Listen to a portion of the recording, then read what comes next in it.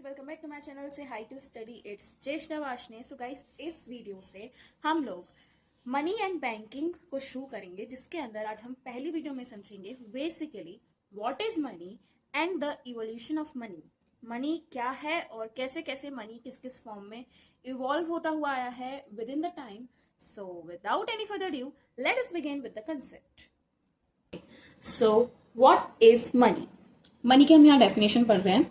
Money is anything which is generally accepted as a medium of exchange, measure of value, store of value and means for standard of deferred payment. यही same definition आप class 12th की macro economics में भी पढ़कर आई ही हो कि money is basically कोई भी चीज मनी के रूप में हम एक्सेप्ट कर सकते हैं अगर वो चीज as a medium of exchange measure की जा रही है, मेजर ऑफ वैल्यू की तरह भी काम कर रही है, स्टोर ऑफ वैल्यू की तरह भी काम कर रही है और स्टैंडर्ड ऑफ डेफर्ड पेमेंट की तरह भी काम कर रही है। तो हर एक चीज ऐसी जो इन चारों चीजों के लिए काम में आ रही है वो मनी है, अब चाहे वो कुछ भी हो। ठीक, money is use to cover all such things like coins, currency notes, cheques etcetera. Money के अंदर वो सारी चीजें कवर होती हैं जो कि जैसे कॉइन्स, करेंसी नोट्स या फिर चेक्स की तरह हैं, which are use to conduct business transactions. ऐसी चीजें जो कि बिजनेस ट्रांजेक्शंस यानी कि जो बिजनेस में पैसे का लेन देन होता है उसके लिए काम में आ रही हैं, और जो बिजनेस क्लेम्स जो भी हमें हो रहे हैं, बिजनेस से जो भी प्रॉफिट हो रहा है, जो भी क्लेम्स हो रहे हैं उसके सेटलमेंट में काम आ रही हैं, तो वो मनी है। I hope what is money आपको क्लियर हुआ। अब अगर मनी बोला जाए, आप जैसे आप लॉ कर रहे हो और बोला जाए व्हाट इज मनी, तो आप खाली इतनी सी डेफिनेशन लिखकर तो आओगे नहीं। You will also right the legal definition of money.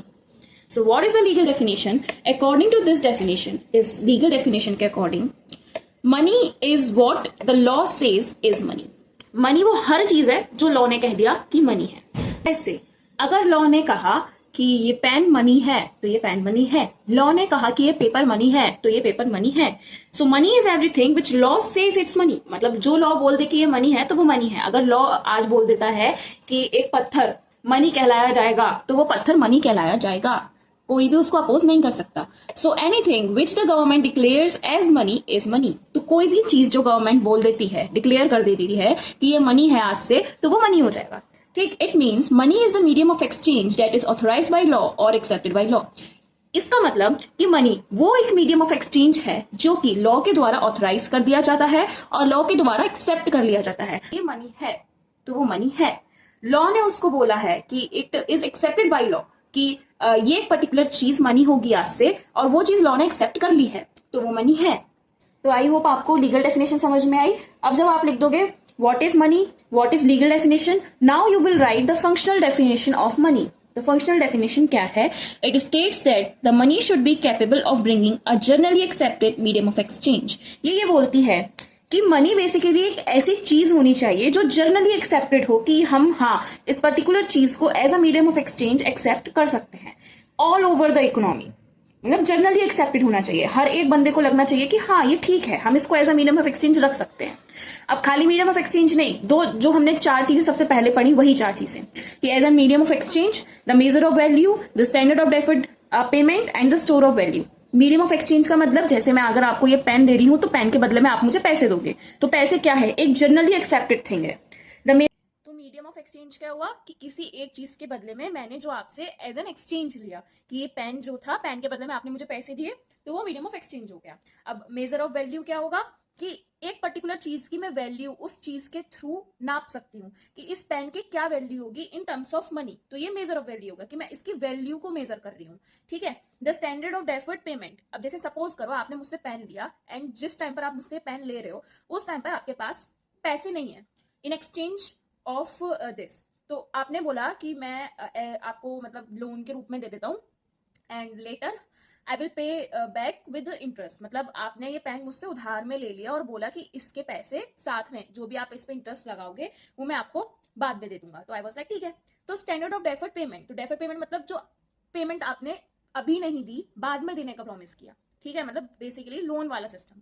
तो ऐसे में ऐसी पेमेंट का भी जो काम आए, ऐसी पेमेंट को भी करने के लिए जो चीज काम में आए वो मनी है। स्टोर ऑफ वैल्यू मतलब कोई भी चीज को हम इस तरीके से स्टोर करें कि वो लेटर उसकी ज्यादा वैल्यू से हमें काम में आए। जैसे मनी है, मनी को हम स्टोर करके रख ले तो ऑफ कोर्स वो हमारी सेविंग्स हो जाएंगे एंड लेटर हम उसको बहुत अच्छे से यूज कर सकते हैं। तो बेसिकली द फंक्शनल डेफिनेशन सिर्फ इतना ही कहती है कि कोई भी एक ऐसी चीज जो जनरली एक्सेप्ट की जाए इन चारों के थ्रू, कि मतलब वो मीडियम ऑफ एक्सचेंज की तरह भी काम कर ले, वो मेजर ऑफ वैल्यू की तरह भी काम कर ले, वो डेफर्ड पेमेंट के स्टैंडर्ड की तरह भी काम कर ले और स्टोर ऑफ वैल्यू की तरह भी काम कर ले। ठीक है, तो मनी अगर पूछ रहे हैं व्हाट इज मनी, तो आप ये तीनों चीजें समझाओगे। सबसे पहले मनी को सिंपलर फॉर्म में, जिसकी हेडिंग आप लिख दोगे what is money, and then legal definition, and then functional definition. ठीक, अब हम पढ़ते हैं इवोल्यूशन ऑफ मनी, कि विद द टाइम मनी कैसे कैसे इवॉल्व हुआ है।